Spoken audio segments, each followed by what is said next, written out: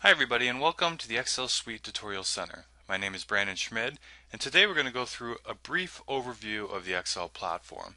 And the reason why I wanted to do this is I just want to show you some of the little features, and I just want to go through, an overall view of how the Excel platform works.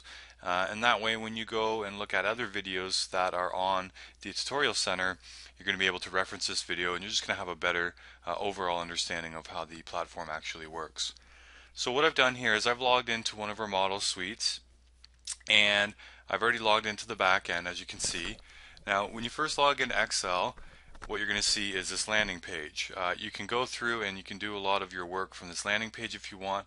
I personally, when it comes up, I just close it like that, and then I get to work.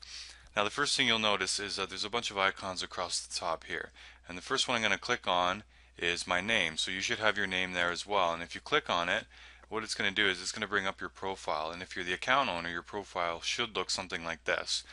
Nothing too amazing about the profile or anything like that, but one thing you do want to notice is that all of the icons here on the bottom will send you somewhere, and you'll notice from future tutorial center videos that these buttons here are very important to be able to do some work through Excel. Just a few things here. You can change your settings. This is where you can go in and you can change your username and password. You can look at uploading files from here if you want. This IMAP setup and SMTP setup, I have videos about those in the future. But for now, these are basically just how you set up your email system and things like that. If you look over here, you have your financial as well. So if you're making sales through a store online, you're going to see your invoices and such from here. And then it's also going to give you a balance of what your accounts look like. If you keep going across, you can see what domains you have. You can go to a domain administrator where you can manage them. And yeah, so I'm going to go through each one of those in a future video, but for now it's just important to know that they're down there, and that's where you would navigate to find some of those buttons. Okay, moving right along, the first thing you'll notice here is that each one of these buttons can scroll down and you can have more options. So if you click on it, you're going to be able to see you have a lot of options that drop down or drill down from each button at the top. So first you'll notice the first button here is contacts. So you're going to have contact list. This is if you have an email database from a previous site or a previous email account. What you can do is you can import them if you'd like. So you click on import, and you're going to be able to go ahead and import those if you want. I won't let that load for now, just to be quick here. Website requests. What this is if you have a contact request form on your website, so somebody can come in and let's say they have a question or concern regarding your site, they can fill out this contact request form and it's going to come right into this spot here. And as you can see, I have one sitting here. I can open it up. Basically, somebody just wrote me some comments and some concerns about our site here. And then that's how you can manage those. You can also tick the button here that says completed, and you'll be able to manage those very nicely. Public profile list. You can see just the public profile of whoever's on the website. Then we have groups. Now you can set up groups, and I have some videos about how to do this, but basically you can add some of your prospects and customers to different groups, and then you'll be able to email specific groups if you want to. So here you can see some of the groups. I have customers and prospects, and you can drill down. You can make a lot of subcategories, and it's really quite neat what you can do there. And then you have roles as well. So one cool thing about Excel is you can add people to a roles group, and you can give them specific access to different parts of your site. So for example, if you hire somebody in the future, you can put them and give them specific roles, and then you can limit some of the access that they have to your site for safety reasons, obviously. Next over, we have the communicate button. And this is going to be where you do all your emailing and all your posting if you have a blog. So Excel Suite comes standard with the blog. So what I'm going to do is going to go publishing, blogs, and this is a list of all the blogs that we have on our model site here. Now the cool thing is you can go and you can drill into each individual blog, and then you can go and you can check out the posts if you want. So these are all the posts that we have loaded up for our blog, and it's just like if you've ever used a WordPress blog, you can schedule them and submit them as you see fit. But just the main thing here is that one cool feature with Excel is that you can have multiple blogs, and then from there each blog can have individual posts. So you can really go quite wide with this. If you want to post a new post, you can go down to posts here. You can start categories, you can manage your comments, you can do flagging, manage testimonials. All that stuff is under this publishing tab. The next is forms. Excel Suite, you can build a form with it. I haven't had too much experience with that, but I know that is an option. The next you have email. So here you can go and you can set up a new email. So if you have your list, whether you're building a list with Excel or whether you imported a new list, it's a very standard, just like if you've used Aweber or if you've used GetResponse, you can just basically set up an email and then email those groups that I told you about before. You can add an attachment, you can do all your emailing from here, and you can save it or you can send it, and it just goes out as a mass mail. And then you can manage your outbox, your sent mails. You can see what you've sent in the past. It'll show up. So here's all some of the emails that I've sent to other people before. And another thing you can work with is email templates and email layouts. So an email template basically is if you're sending multiple emails and it's the same email multiple times, what you can do is you can set up a template and then you can just email the template as opposed to rewriting the email each time. I have specific video about how to do email templates, but for now it's just important that you know about it. So you have email templates, you have the same sort of thing, you have email layouts, you can do the same type of idea with that. And then we move over here to autoresponder. So this is your actual autoresponder, and you can see that just like the blogs, you can have multiple autoresponders with Excel, which is very handy if you want to start to get signups from different places and track that, or if you have different groups or you're marketing to different types of people and you want to be able to filter those out to different autoresponders. So you can see we have a bunch of autoresponders here. We have affiliates, people come from Facebook, and then gluten-free, which is just one of our main keywords for our model site here. So all you have to do is you drill right into the autoresponder, and then you can see all the emails that I have queued up ready to be sent out to our prospects. Again, I have a video about this, but the main thing is you know that it does exist. You can have multiple autoresponders under the same account, and it makes it very handy for tracking and for marketing. So that brings us to the end of the communicate button. The next we have is commerce, and this is where you're going to set up your store, you're going to set up your products. If you're using the real estate platform, then you're going to be setting up your real estate listings. All those sorts of things are under the commerce. So as you can see here, you have your listings, products.